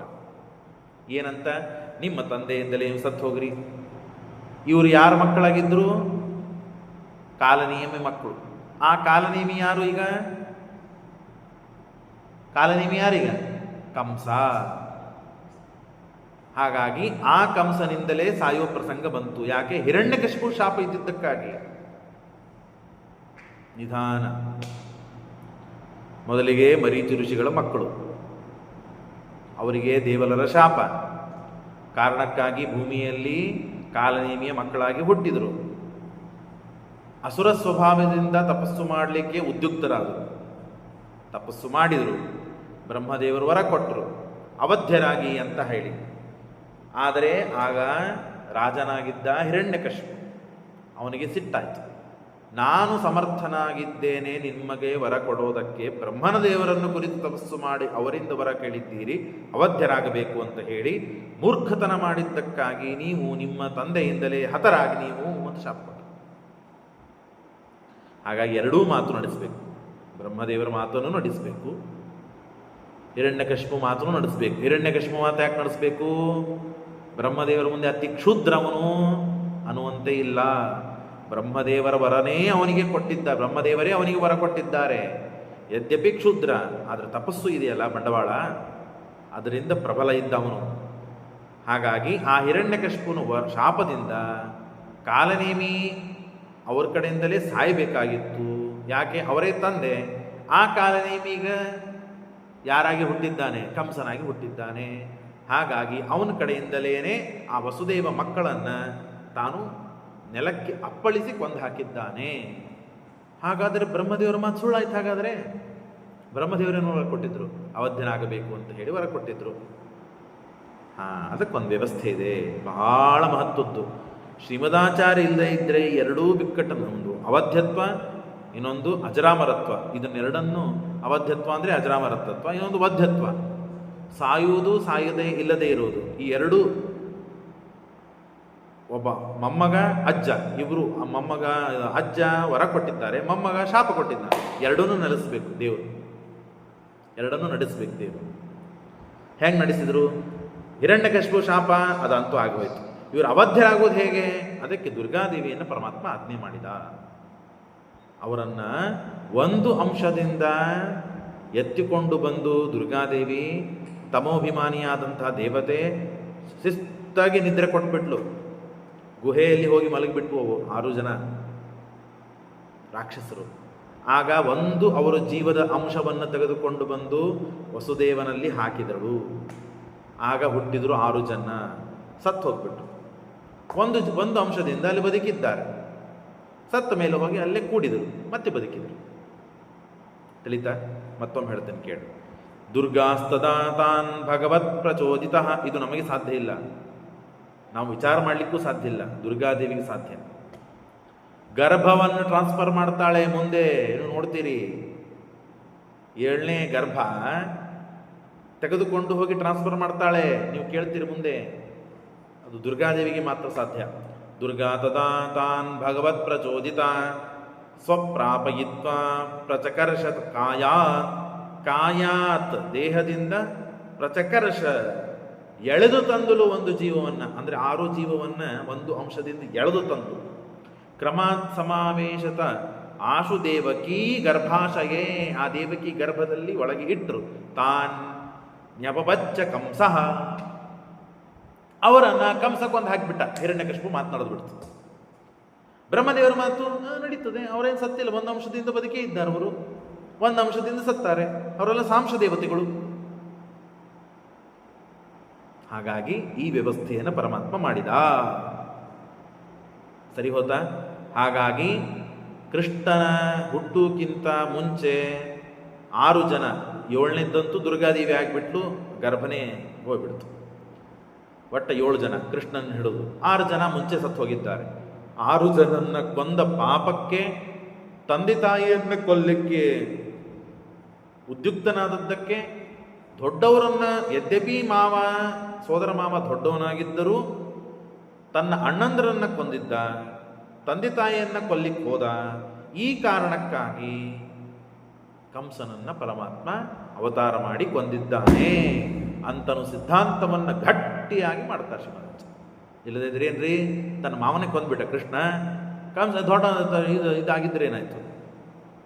ಅಮ್ಮಮ್ಮ ಸುಳ್ಳು ಮಾಡ್ತಾಡ್ತಾನೆ, ಮೋಸ ಮಾಡ್ತಾನೆ, ಅದು ಮಾಡ್ತಾನೆ, ದುಷ್ಟ ಇದ್ದಾನೆ, ಹಸುರು ಆಗಿದ್ದರೆ ಇವನಿಗೇನದು ಸಾಮರ್ಥ್ಯ ಕೊಲ್ಲುವುದು, ಇವನಿಗೇನಿತ್ತು ಹಕ್ಕು ಅಂತ ಯಾರು ಕೇಳಿದರೆ ಈ ಉತ್ತರ ಕೊಡ್ಲಿಕ್ಕೆ ನಮಗೆ ಗಟ್ಟಿ ಮುಟ್ಟಿ ಶ್ರೀಮದಾಚಾರ್ಯ ನಿರ್ಣಯ ಮಾಡಿಕೊಟ್ಟಿದ್ದಾರೆ.